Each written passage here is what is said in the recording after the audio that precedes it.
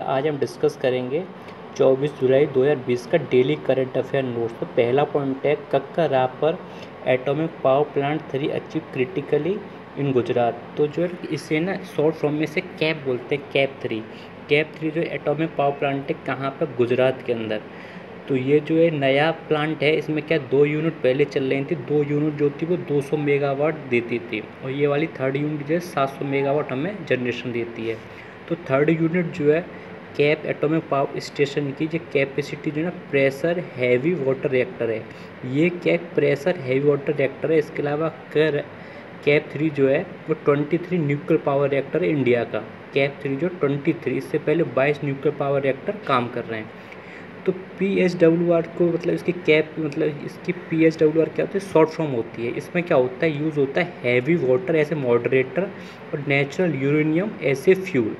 तो India nuclear reactor जो majorly जो PHWR हैं, जो इंडिया के अंदर 22 न्यूक्लियर पावर रिएक्टर PHWR है। PHWR का मतलब है pressurise heavy water reactor.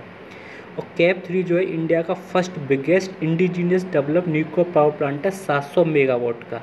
Cap 3 जो है इंडिया ने खुद ही इंडिजीनियस डेवलप किया न्यूक्लियर प्लांट जिसकी कैपेसिटी है 700 मेगावाट की। इससे पहले जो सबसे बिगेस्ट था वो था तारापुर का, महाराष्ट्र के अंदर। दोस्तों इसके अलावा इसकी शुरुआत जो होती है 27 जून 1954 USSR के अंदर हुई थी, जिसे हम अब की डेट में रसिया मानते हैं। उसने 5 मेगावाट का किया था। उसके बाद जो है उसके USSR से पीछे USA ने डेवलप कर लिया था। भारत ने भी 4 अगस्त 1954, ये हमें पता होना चाहिए, रिएक्टर अपुरा का शुभारंभ किया था। अपुरा इसका 1960 में भारत का दूसरा रिएक्टर साइरस था जो कनाडा के सहयोग से था। अक्टूबर 1969 में तारापुर ने भी 2 रिएक्टरों का निर्माण किया। तारापुर कहाँ पड़ता है, इंडिया का फर्स्ट न्यूक्लियर पावर प्लांट पड़ता है तारापुर के अंदर, पड़ता है महाराष्ट्र के अंदर। और 1972 के अंदर इंडिया ने दूसरा किया था कोटा के अंदर।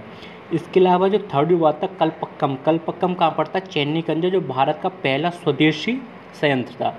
वर्तमान समय में इंडिया की जो परमाणु रिएक्टर की संख्या वो 22 थी, अब इसे मिलाकर 23rd हो गई है, जिनकी इनकी जो कुल पावर है वो 6780 मेगावाट है हमारी टोटल इलेक्ट्रिसिटी के अंदर, जिसमें इससे कि इसका परसेंटेज देखा जाए तो 3.22% कुल ऊर्जा का।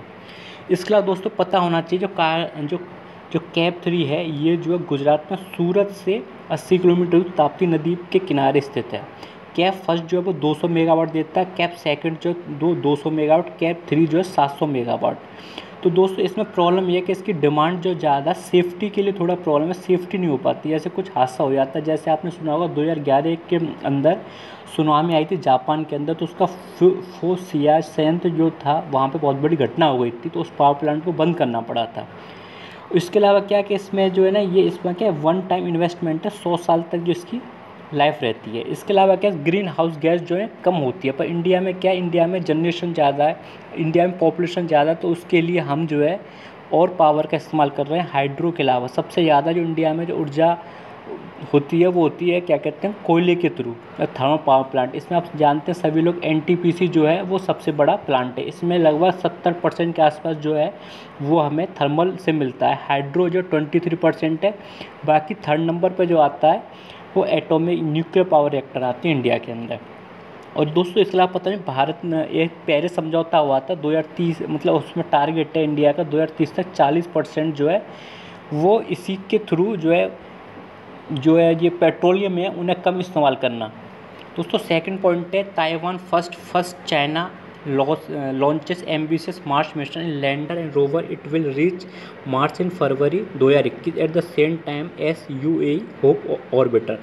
तो ताइवान फर्स्ट है, ये क्या चाइना ने भेजा। इससे पहले दोस्तों कुछ दिन पहले जो यूनाइटेड अरब अमीरात फर्स्ट अरब नेशन है जिसने होप मिशन भेजा था मंगल पे, मार्स मिशन पे, इसे रेड प्लैनेट भी बोलते हैं। इसके अलावा चाइना ने क्या किया, चाइना ने मार्स मिशन भेजा, उसमें लैंडर, रोवर और ये तीनों चीज़ें हैं। तो चाइना ऐसा पहला कंट्री है।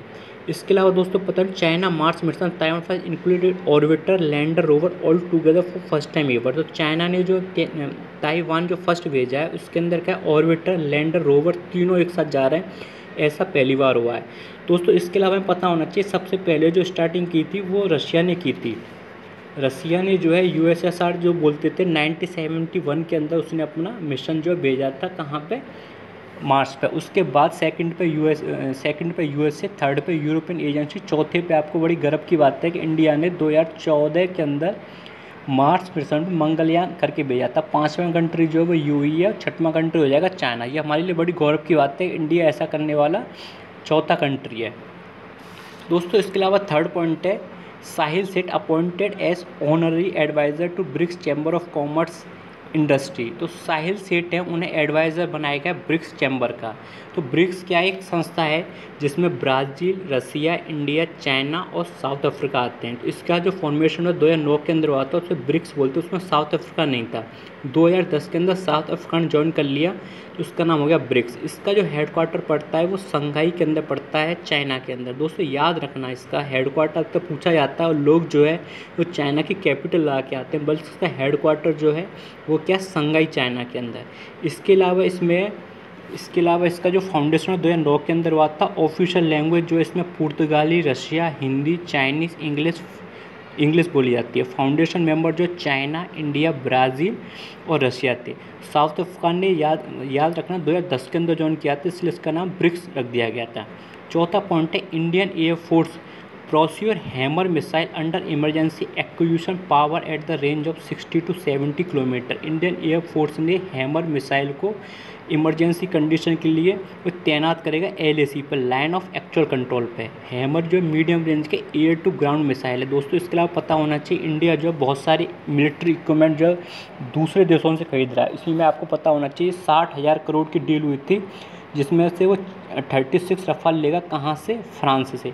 इसके अलावा बहुत सारी डील चल रही है, आपको पता है S-400 की डील चल रही है रसिया के साथ। इसके अलावा सुकोई 30 जो है वो प्लेन लेने हैं। इसके अलावा बहुत सारे हेलीकॉप्टर लिए गए हैं अभी दौर में, क्योंकि इंडिया और चाइना में टेंशन चल रही है। इंडिया जो है अपना मेन पॉइंट लेकर चल रहा है चाइना को।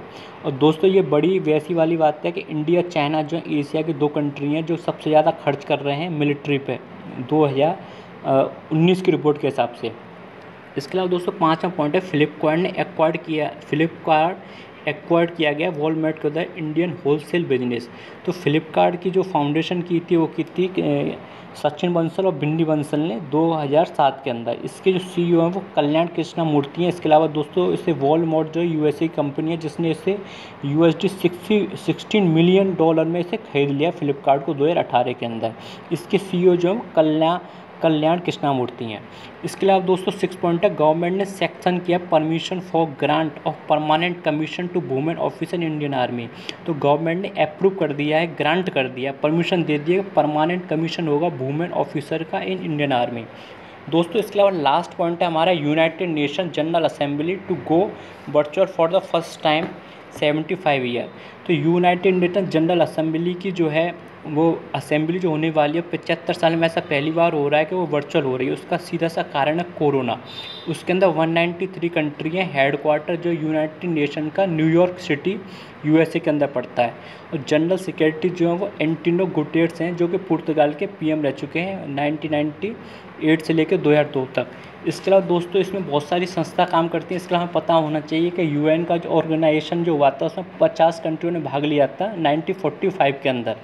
सैन फ्रांसिस्को जगह पड़ती है यूनाइटेड नेशन USA के अंदर। 24 अक्टूबर 1945 इसका फाउंडेशन डे मनाया जाता है। इसके अलावा इसमें दोस्तों 5 कंट्री जो हैं परमानेंट है, 10 कंट्री जो हैं वो नॉन परमानेंट रहते हैं। इसमें हमेशा जो है 10 कंट्री जो है वो 2 साल बाद हमेशा चेंज होना पड़ता है।